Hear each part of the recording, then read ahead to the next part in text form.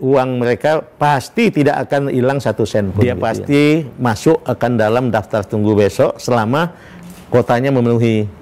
Kuotanya menjadi katakanlah 75%, ya mungkin terpaksa 20% dianukan. Dan itu demi keselamatan kita semua, keamanan dan keselamatan.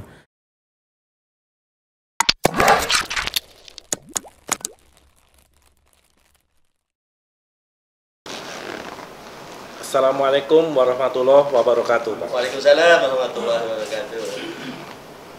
Sobat RM, selamat bertemu kembali dalam program RM Insight hari ini. Tim redaksi Rakyat Merdeka hari ini akan ngobrol bersama tamu spesial, yaitu Bapak Fahrul Razi. Beliau lama berkarir di militer, tetapi saat ini diberi penugasan khusus oleh Bapak Presiden sebagai Menteri Agama. Bapak sudah 8 bulan nih menjabat sebagai Menteri Agama. Bagaimana rasanya mendapat tugas ini, Pak? Lebih berat jadi tentara atau jadi menak, Pak? Iya, semua tugas apapun pasti ada anunya ya, ada kekhasannya ya. Sama aja di tentara juga. Kita jadi komandan batalion, kita jadi staf, kita jadi dosen, masing-masing ada kekhasannya masing-masing ya. Sama aja juga kita tugas tentara, kemudian tugas di Kementerian Agama, ada kekhasannya. Tapi saya kira buat saya pasti menambah apa wawasan. Tadinya di dalam situasi begini, sekarang situasi begini, ya seneng lah gitu menikmati. Mudah-mudahan bisa berbuat banyak untuk bangsa ini gitu, amin. Waktu awal Bapak bertugas di Kementerian Agama, banyak komentar Bapak yang katanya agak galak dan pedes, Pak.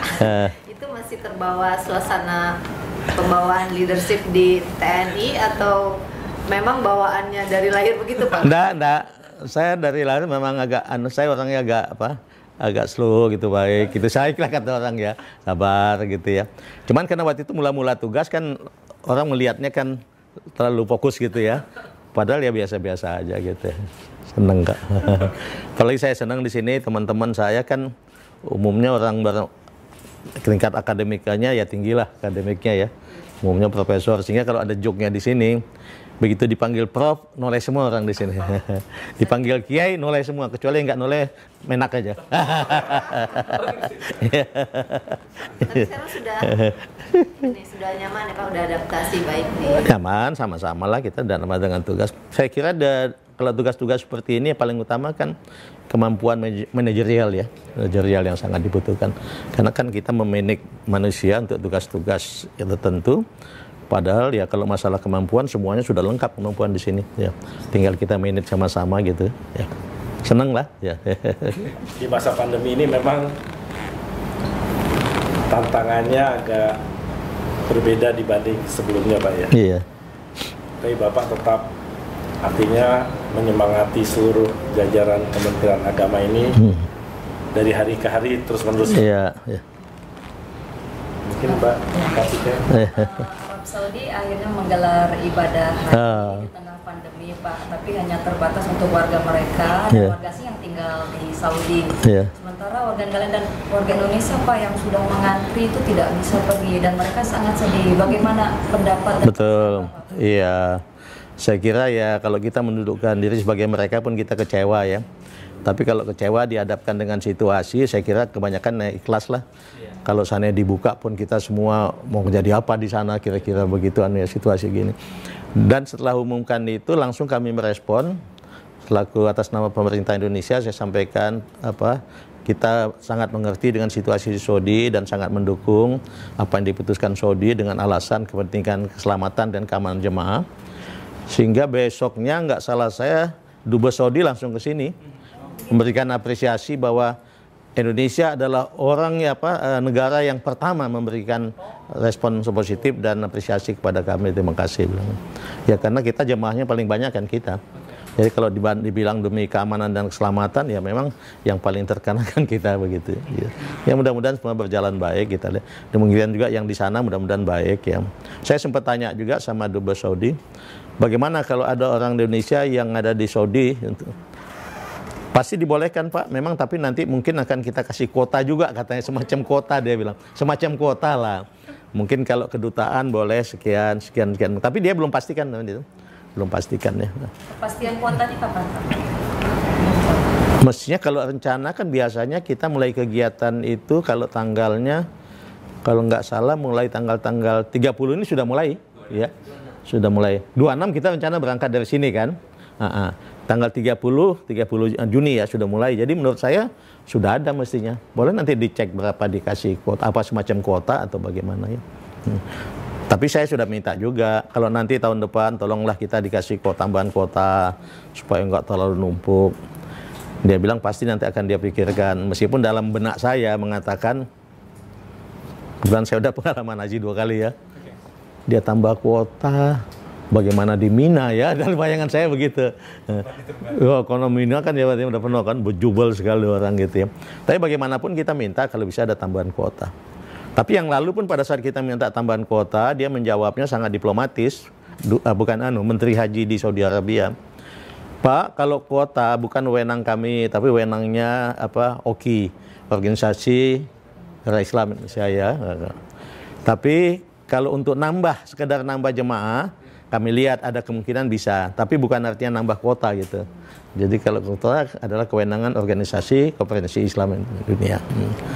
Dari pihak Arab Saudi apa ada sinyal Pak, kemungkinan misalnya tahun depan akan dibuka kembali atau masih? Saya kira yang bisa kasih sinyal hanya Tuhan itu. Iya kan? Iya, belum ada kepastian. Tapi kita sama-sama pada saat merespon Saudi pun saya juga mengatakan begitu ya. Kita doa bersama, mudah-mudahan dalam waktu dekat umroh sudah bisa diadakan lagi dan haji bisa dilakukan dengan full kuota seperti waktu-waktu sebelumnya. Dia juga sikapnya begitu ya, kita berdoa sama-sama seperti itu ya. Jadi kalau yang sinyal saya kira Tuhan yang tahu gitu ya. Karena buktinya kita semua berpikir kan bahwa peradaban baru ini mungkin bisa lanjut lama ini peradaban baru dengan COVID-19 ini ya. Dan belum pernah ada contohnya Pak. Belum ada. Haji dengan protokol kesehatan. Iya, belum ada. Ya. Boleh Pak, ini kan udah makin mendekati Idul Adha. Iya. Persiapannya sendiri kira-kira udah ada nggak Pak? Udah. Iya. Kita sudah mengeluarkan aturan, katakan rujukan lah, anjuran tentang sholat Idul Adha.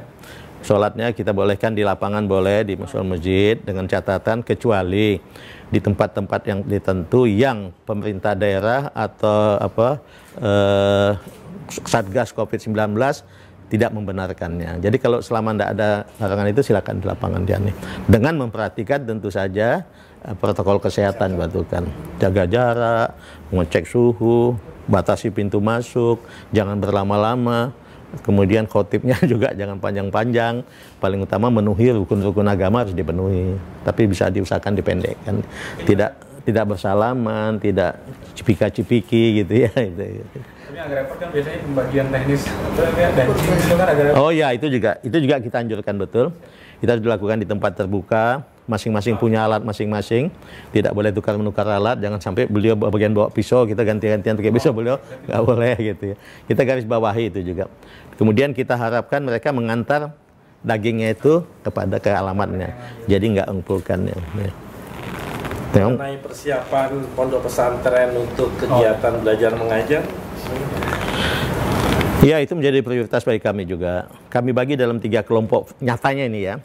Satu, yang pondok pesantren nggak pernah nutup-tutup terus saja selama COVID ini jalan. Kedua, yang sebagian santrinya dipulangkan atau sebagian besar dipulangkan, sekarang akan dalam waktu dekat akan memanggil kembali mereka untuk datang. Yang ketiga, yang memulangkan juga semua, tapi belum berniat untuk memanggil kembali sebelum COVID selesai gitu. Ada 3 kelompok ini. Masing-masing ada aturan yang kami terapkan. Misalnya yang tidak memulangkan sampai sekarang masih tetap prioritas pertama yang dia lakukan adalah mengundang kesehatan dari COVID di daerah itu untuk mengecek kesehatan mereka semua. Kalau memang yang kurang sehat segera disisihkan. Kalau yang sehat semua bisa lanjut. Kemudian dengan betul-betul menerapkan protokol kesehatan dengan sebaik-baiknya. Kedua adalah yang akan segera memanggil ini, kami garis bawahi betul-betul kasih petunjuk betul kepada yang mereka sekarang ada di rumah. Sebelum berangkat harus cek kesehatan dulu. Setelah itu hati-hati betul di jalan, jangan ada sampai tertular di jalan. Perhatikan masalah di dalam angkutan dan lain sebagainya. Kemudian harus sudah membawa perlengkapan masing-masing sehingga tidak meminjam nanti di dalam kan. Antara lain itu, dan begitu sampai di pesantren tidak boleh langsung masuk, tapi melalui pemeriksaan kesehatan dulu lagi. Selesai itu kalau ada yang perlu dikarantina ya dikarantina. Oleh sebab itu memang kami anjurkan pesantren untuk menyiapkan karantina, bisa bekerjasama dengan Pemda setempat. Untuk yang perlu karantina dikarantina dulu. Dan bagi yang ketiga yang masih santai-santai, artinya belum akan memulangkan santrinya, masih menunggu COVID selesai atau katakan situasi COVID akan sudah lebih baik, maka dia betul-betul memperhatikan supaya anak santrinya bisa belajar di rumah dengan baik. Dan ini memang masalah ya, masalah terutama masalah komunikasinya ya. Karena kalau saya dengar, mudah-mudahan saya salah menangkapnya ya, tapi Menko Info mengatakan masih ada 11.000 desa di Indonesia ini yang belum terjangkau oleh mereka.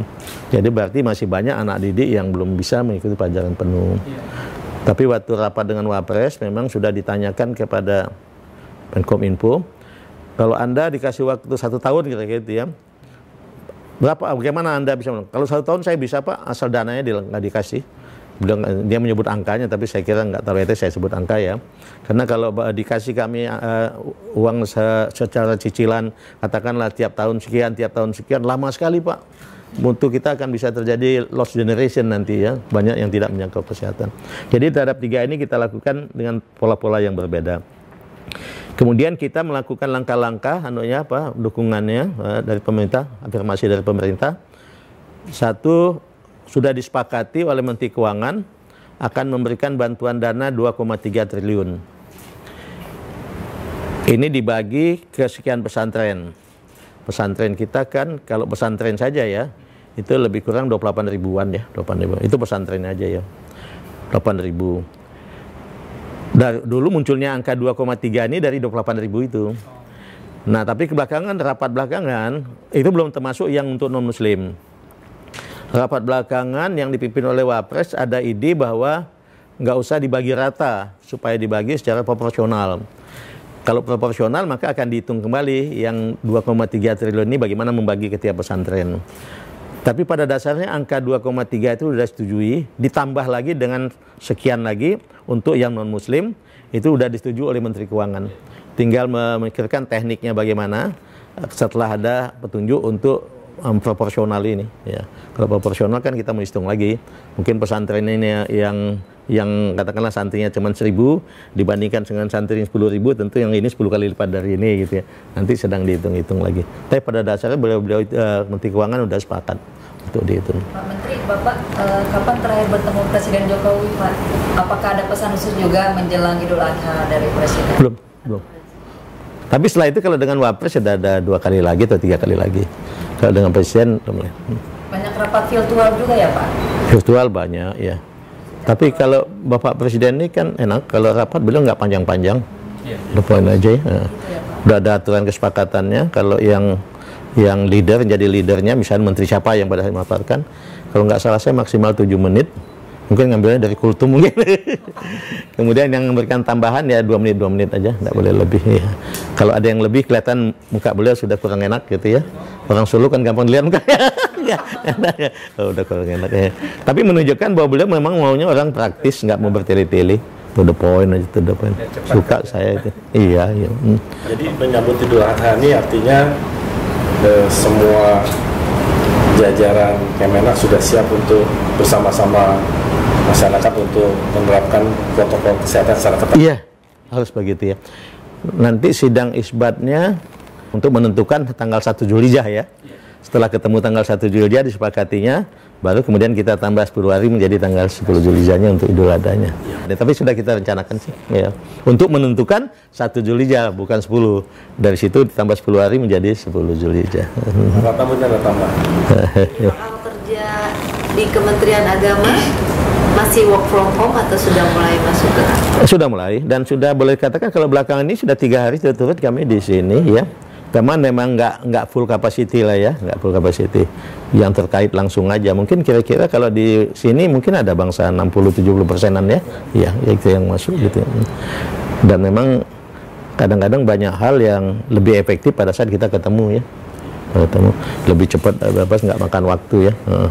Dan bisa dilihat juga anunya body language-nya, bahasa tubuhnya gitu kan. Takutnya misalnya assessment, iya Pak, setuju Pak, padahal di belakang setuju. Satu lagi soal Mang Haji mungkin Pak, kan ini banyak yang usia lanjut, kasihan ya Pak. Iya betul. Tunggu waiting list lama. Betul ya. Harus berangkat karena corona mundur lagi. Mundur lagi, iya. Tahun depan mungkin akan dapat special treatment gitu Pak mungkin. Enggak, memang sebetulnya tahun ini juga ada special treatment udah. Kami sudah buat dia sekian persen, saya lupa angkanya ya, untuk kota lansia itu. Jadi dia dapat tambahan kota itu banyak. Satu dari dia sendiri, dari daftar urutnya sendiri. Kemudian kedua, dia mendapat kemudian sekian persen untuk tambahan lansia. Kemudian pada saat kita ngitung cadangan, kita masukkan lagi cadangan dia tambahan lansia. Karena memang kasihan lah gitu. Tapi menghitung lansia ini dari dua aspek. Satu dari usianya, kedua dari daftar tunggunya. Jadi mungkin karena apa dia kalau usianya 90 tahun tapi dia baru mendaftar kemarin ya nggak boleh lah gitu. Misalnya begitu ya. Jadi ada rumusnya, tapi saya lupa ya, tapi ada rumusnya. Jadi rumusnya dari aspek usia dan dari aspek lama tunggunya gitu ya. Tertunggunya. Itu perlu, memang saya kira adil lah itu. Memang adil yang begitu untuk kita lakukan. Dan pasti ya kalau Haji ya menurut saya ya nggak ada yang berani ngotak-atik aneh-aneh lah ya. Nanti hukumnya berat itu. Ada Bapak mau menambahkan? Nah, ya saya pesan itu aja bahwa kepada teman-teman yang calon haji yang lalu yang tidak bisa berangkat, dia pasti masuk akan dalam daftar tunggu besok selama kotanya memenuhi. Takut saya, khawatir saya, jangan sampai nanti mungkin karena masih masalah COVID, kotanya menjadi katakanlah 75%. Ya mungkin terpaksa 20% dianukan. Dan itu demi keselamatan kita semua, keamanan dan keselamatan. Tapi pasti tidak akan ada orang yang mesti daftar tunggu ini dia bisa nyalip, enggak mungkin lah itu. Dan tidak ada orang yang berani melakukan seperti itu. Kemudian mohon maaf kalau ada yang kemudian tidak bisa mendapat halangan tetap, tidak bisa berangkat, maka hak dialah untuk menunjuk ahli warisnya, tapi dengan sebuah pernyataan tertulis yang ditandatangani oleh saudara-saudara yang termasuk ahli waris di situ. Siapa tahu misalnya saya, katakanlah misalnya saya punya anak 3, saya tunjuk salah 1, mungkin yang 2 harus ikut tanda tangan supaya tidak menjadi permasalahan di belakang lari. Kemudian uang mereka pasti tidak akan hilang 1 sen pun gitu ya. Karena kita sepakati semua dana itu masuk ke BPKH dan memang Kementerian Agama tidak memegang uang 1 sen pun. Kemudian nilai manfaatnya dimanfaatkan untuk dia pada saat sebelum dia berangkat nanti untuk masing-masing orang. Tapi kalau yang membutuhkan uang akan mengambil masalah pelunasannya ya boleh mengambil kembali, tapi nanti dibayar kembali menjelang waktunya. Berarti jangan takut uangnya hilang. Tidak, itu pasti nggak akan hilang. Karena adanya di BPKH. Waktu itu waktu demo-demo di sini, kita ketawa aja. Apa dia kira dananya itu ada di Kementerian Agama? Dananya kan langsung di BPKH. Dari mulai bank langsung disimpan di BPKH. Gitu ya Pak ya. Terima kasih.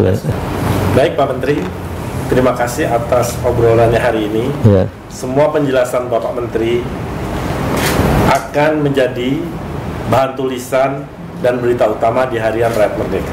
Alhamdulillah. Dan juga ditayangkan secara streaming di semua jejaring media sosial Rakyat Merdeka. Insya Allah banyak sekali manfaat untuk masyarakat. Amin, amin. Demikian Sobat Rakyat Merdeka, program RM Insight hari ini. Sampai berjumpa kembali dalam program Rakyat Merdeka lainnya. Wassalamualaikum warahmatullahi wabarakatuh. Waalaikumsalam warahmatullahi wabarakatuh. Terima kasih semua. Terima kasih.